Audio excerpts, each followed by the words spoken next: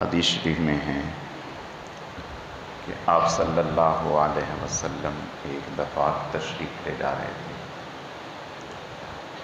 تو ایک قبر کے پاس سے آپ کا گزر ہوا، بلکہ دو قبروں کے پاس، تو آپ نے دیکھا کہ ان دونوں کو عذاب ہو رہا ہے۔ تو آپ صلی اللہ علیہ وسلم نے دعا بھی فرمائی اور ایک درخت کی شاخ جو ہے وہ دونوں قبروں پر لگا دی، تو اللہ پاک نے آپ کی دعا کی برکت سے ان سے عذاب روک دیا۔ پھر آپ صلی اللہ علیہ وسلم نے ارشاد فرمایا کہ انہیں ایک کو تو عذاب اس لیے ہو رہا تھا کہ وہ پیشاب میں احتیاط نہیں کرتا تھا اور پیشاب کے قطرے آتے رہتے تھے، بچتا نہیں تھا۔ علماء نے لکھا کہ قبر کا عذاب زیادہ تر پیشاب کی احتیاط نہ کرنے سے ہوتا ہے، اور دوسرا جو ہے وہ چغلی کھاتا تھا۔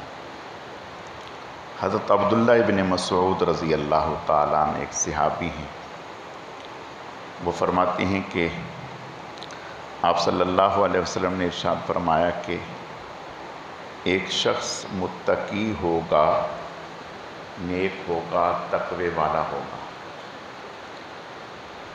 اس کا انتقال ہوا تو اللہ تعالیٰ کی طرف سے قبر میں فرشتے جو بھیجے گئے وہ عذاب قبر والے، اور اللہ تعالیٰ کی طرف سے حکم ہوا کہ اس کو 100 کوڑے لگائیں قبر میں۔ اب یہ بڑا پریشان ہوا اور اللہ کی بارگاہ میں دعا کرنے لگا کہ یا اللہ پاک، میں نے تو بہت اچھی زندگی گزاری ہے آپ کی اطاعت و فرما برداری میں، تو اللہ تعالیٰ کی طرف سے حکم ہوگا کہ چلو 50 کم کر دو، 50 لگاؤ۔ یہ بار بار اللہ تعالیٰ کی بارگاہ میں رجوع کرے گا، بالآخر حکم ہوگا کہ چلو 1 کوڑا لگاؤ اس کو۔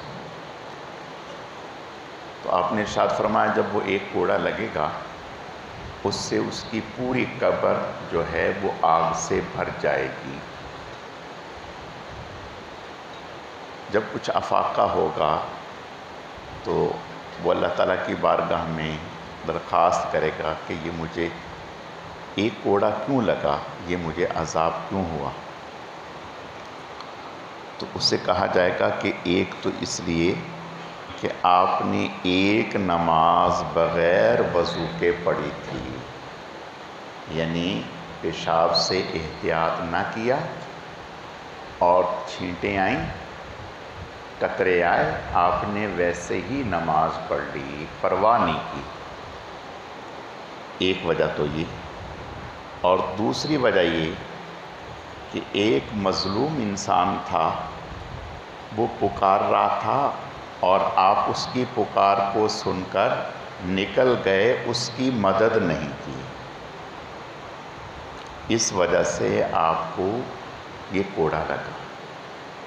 تو میرے عزیزو، آج اللہ تعالی ہمیں معاف فرمائے کہ جہاں اور بہت ساری چیزوں میں غفلت اور لاپرواہی برتی جاتی ہے، وہاں پیشاب کے معاملے میں تو بہت زیادہ بے احتیاطی برتی جاتی ہے۔ ظاہر ہے کہ جب استنجا صحیح نہیں ہوگا، کپڑے پاک نہیں ہوں گے، بدن پاک نہیں ہوگا، تو ہماری نماز کیسے ہوگی؟ ساری محنت ہی ہماری برباد ہو جائے گی۔ اس لیے اس معاملے میں بہت احتیاط کی ضرورت ہے۔ اللہ تعالیٰ سمجھنے کی، عمل کرنے کی توفیق عطا فرمائے۔